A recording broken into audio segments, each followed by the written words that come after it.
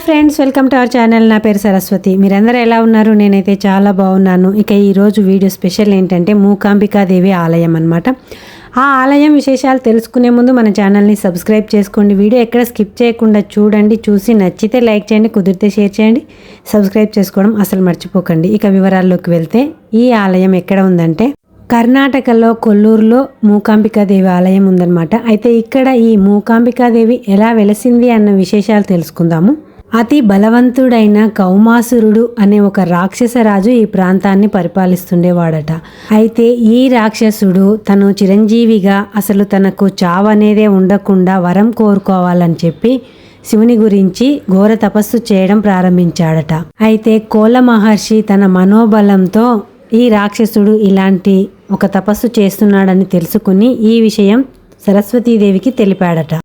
అయితే ఈ కౌమాసురుడు చేస్తున్న తపస్సును మెచ్చిన పరమశివుడు ప్రత్యక్షమయ్యే సమయానికి ఈ కౌమాసురునికి నోరు పడిపోయేలాగా చేస్తుంది సరస్వతీదేవి. అంటే అతడిని మూగవానిగా మార్చేస్తుందన్నమాట.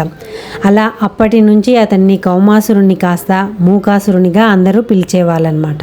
అయితే ఈ మూకాసురుడు పరమశివుని గురించి ఘోర తపస్సు చేసినా ఫలితం పొందలేకపోయాడు. కాబట్టి ఆ కోపంతో ఆ బాధతో అక్కడే ఉన్న కొడచాద్రి అనే పర్వతంపై చేరి అక్కడ ఉన్న ఋషులను, మునులను, దేవతలను ఎంతో హింసించేవాడట.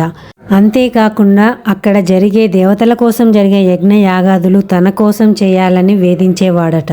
తనని పూజించని వాళ్ళని చంపేసేవాడట. ఇవన్నీ చూసి చలించిపోయిన మునీశ్వరులు, ఋషులు కొల్ల మహర్షిని తీసుకుని వెళ్ళి పార్వతీదేవితో తమ కష్టాలని మొరపెట్టుకున్నారట. అలా వారి బాధల్ని విన్న పార్వతీదేవి దేవగణంతో వచ్చి ఆ మూకాసురుణ్ణి సంహరిస్తుందంట. అలా పార్వతీదేవి మూకాసురుణ్ణి సంహరించే సమయంలో ఆ మూకాసురుడు పార్వతీదేవికి మొరపెట్టుకున్నాడట. ఏమని అంటే, నా పేరు వచ్చేలాగా మీరు మూకాంబికాదేవిగా ఇక్కడ వెలయండి అని చెప్పి కోరుకున్నాడట. అలా ఆ మూకాసురుడు కోరుకున్న కోరిక ప్రకారం అమ్మవారు అతనిపై దయతలచి ఇక్కడ మూకాంబికాదేవిగా వెలిసిందనమాట.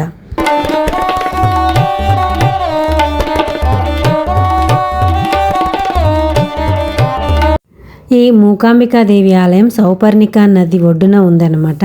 ఈ సౌపర్ణిక నదికి కూడా ఒక కథ ఉందన్నమాట. ఈ నదికి ఈ పేరు ఎలా వచ్చిందంటే, అదేంటంటే పూర్వం గరుత్మంతుడు తన తల్లి దాస్య విమోచనం కోసం ఈ నది ఒడ్డున తపస్సు చేశాడట. ఈ గరుత్మంతుని పేరు సౌపర్ణుడట. అందుకే ఆ గరుత్మంతుడి పేరు మీదుగా ఈ నదికి సౌపర్ణిక నది అని పేరు వచ్చిందనమాట.